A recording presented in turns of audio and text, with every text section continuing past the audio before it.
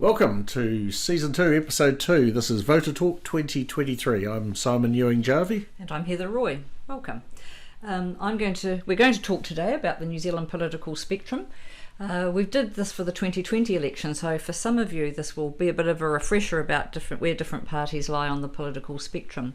But it is worth considering the definitions and where parties do sit with their political philosophies, because it helps inform the background knowledge about where their policies come from. Okay, well, let's loop back to that. What parties are we talking about for the 2023 election? So the parties that are in Parliament at the moment are obviously the Labour Party and supported by the Greens, and in opposition the National Party, ACT, and the Maori Party. So those are the five parties that are talked about most often, but as we come closer to the election, people start considering the other parties that do relatively well in the political polls, with the possibility of getting a seat or a presence in Parliament. And so those are the New Conservatives, TOP, and New Zealand First, which is a party well known to us all.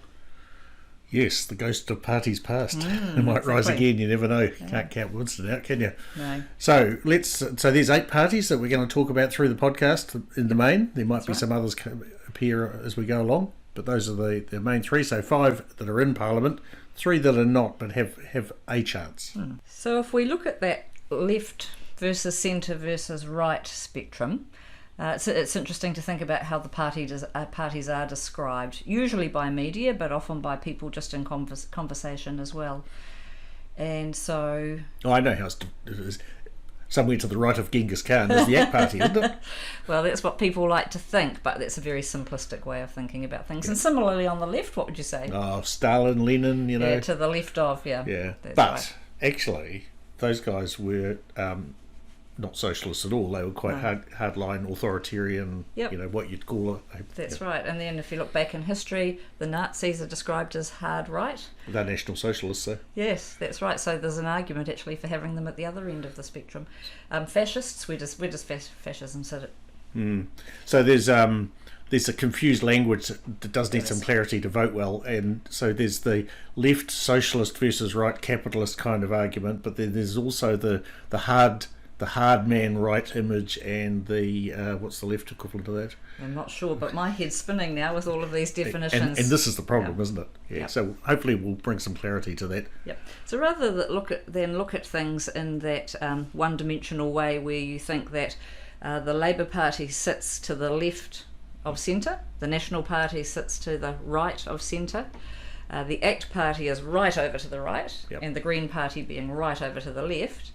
And Maori Party sitting really covering, depending on which issue you're talking about, covering a lot of those different areas. Yeah, they're a broad church, eh? Yep, they are. Because within Māoridom there's socialists, capitalists, liberals, conservatives. So they've got to appeal to a very wide range of voters. Yeah, and then if you bring in those 3 other parties that are polling, with the possibility of getting either a seat or some party vote and people into Parliament, New Zealand First sits largely where the National Party does in this one-dimensional spectrum, as do the New Conservatives. Yep.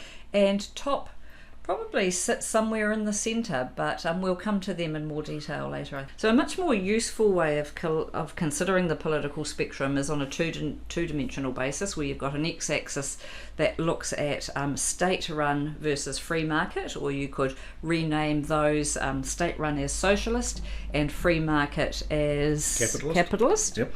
And then the y-axis, the other way, at the top you'd probably have liberal, or you might like to think about that in terms of bringing new ideas to the fore, and right down the bottom is the conservative view. Yeah, I think conservatism is reasonably well understood, because it's like keep on doing things the same. Yes, it's tradition. But also in terms of the personal stuff and lifestyle, it's about, married, 2.4 kids, picket fence, golden retriever, kind of, mainstream, what was mainstream sort of family dynamic and social dynamic. And people, again, this is this debate about language. What is liberal?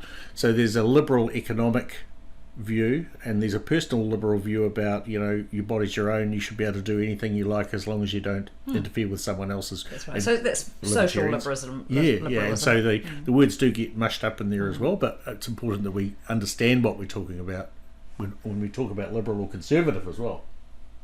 So where do we place on our 4-point axis or political spectrum, where do we place the National Party? The National Party and the Labour Party, actually both broad churches, they're trying to appeal to more than 50% of the electorate. So they cover a lot of space in our two-dimensional graph. So the National Party is down towards the free market conservative or traditional view of the spectrum, but it covers a lot of space, and it actually does encroach a little bit across those centre lines. Labour Party, likewise, in our model, occupies a lot of space again, but it's more towards the state-run and liberal or new ideas part of the spectrum. The interesting thing with these two parties is they cover a lot of the same territory, and the best way to describe that is a bit of a guessing game for you, Simon. How often do you think the National Party and the Labour Party vote the same way in Parliament on legislation? I would imagine it's probably about 3/4 of the time. Yeah, it is. It's about 75%. And when you say that to people, they're very surprised. They think of Labour and National being poles apart. Actually, they're not. They cover a lot of the same space. And if you think about it, they're both trying to attract more than 50% of the vote. So, in fact, they have to do that. Yeah, there's a lot of overlap. And one party puts something in, the other party doesn't repeal it. And a classic is Working for Families, which is socialist, it's redistribution of tax money. Yep. National Party would never have put a policy like that in themselves, but they've never repealed it either. No, and I think often they're too scared to go there. Yep. So the smaller parties, where do they sit? So ACT it's got a pretty clear position in this political spectrum, the two-dimensional one. It's a liberal party, and it believes in free market principles. Yep. So it sits at the top right-hand in the top right-hand position of the model that we've described. Yeah, so instead of calling it a hard right party like the journos sometimes like to breathlessly do, it's better described as an upper right party. It's an economically and socially liberal party. That's right, yep. And the Green Party also has a very clear position. It actually sits horizontally about the same place as the ACT Party because it's a liberal party. It believes in new ideas, it brings new ideas to the fore in terms of policy initiatives, but it very much believes in the state-run model and fits there. So it on our model is in the top left-hand side. But it's interesting when you look at the liberal aspect, because the Green Party and ACT do not infrequently, it's not common but it's not infrequent either, actually take the same position on some liberal issues. Can you think of an example? I guess probably drug liberalisation would be one area. Yeah, that's quite an extreme one, but yes, that's one area where they would vote together. Yeah, same-sex marriage and prostitution reform and that sort of thing. Yeah. And then there's the Maori Party, who are much harder to place on the spectrum. They are. Maori Party have always been. This Maori Party is a little bit different to the Turia Parashapul's Maori Party. But Maori Party does really represent the views of their population, their electorate. And so they're probably more conservative than liberal, but actually they're quite a broad church on a lot of issues as well. So they occupy quite a lot of space too, but they're definitely down towards the conservative end of the spectrum. Yeah, that's not to say they don't have some new ideas. Like whānau ora at the time was quite revolutionary. Yep, absolutely it was. Yep. Okay, and what about New Zealand First? Well, New Zealand First, it's hard to know where to put them really, because what New Zealand First believes is what Winston believes at any given moment. That's what I was going to ask you. Where would you put Winston on this piece? So he's conservative. He's definitely conservative rather than liberal.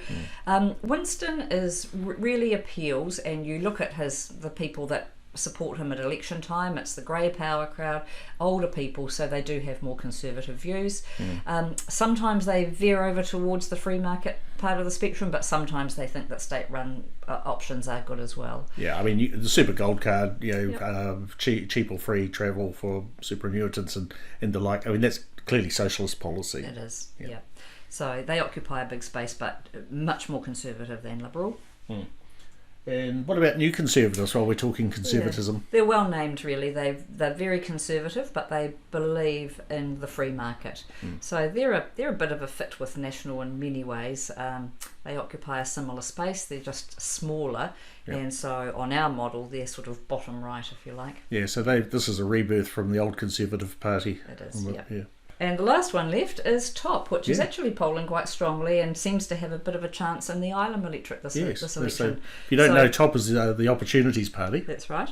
Their leader is Rafe Manji. We'll talk a lot about, in a lot more detail in another podcast about what they stand for. But in terms of putting them on the political spectrum, they're definitely a liberal party. They're bringing a lot of new ideas to the fore. They're talking about those and being interviewed on those.